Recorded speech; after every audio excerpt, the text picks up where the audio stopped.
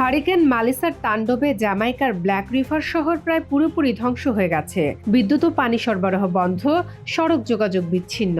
এই অবস্থায় স্থানীয়রা বেঁচে থাকার আশায় রাস্তায় এবং ভাঙা দোকানে খাবার ও পানি খুঁজছেন। প্রত্যক্ষদর্শীরা জানিয়েছেন কেউ কেউ ক্ষতিগ্রস্ত সুপার মার্কেটে ঢুকে খাবার এবং বোতলজাত পানি নিচ্ছেন। ফার্মেসিতেও লুটপাটের ঘটনা ঘটেছে। শহরের মেয়র রিচার্ড সোলোমন বলেছেন, মানুষের এই প্রত্যাশায় বোঝা যায় তারা বাঁচার চেষ্টা করছে।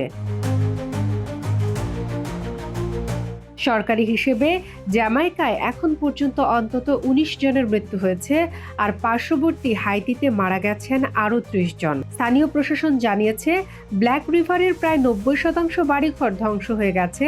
হাসপাতাল, পুলিশ এবং ফায়ার স্টেশন সহ জরুরি অবকাঠামো ক্ষতিগ্রস্ত।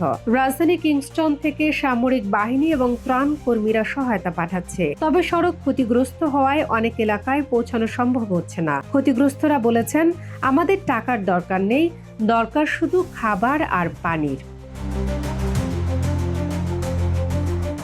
শামীমা আক্তার, বাংলা বাজার পত্রিকা, ডিজিটাল।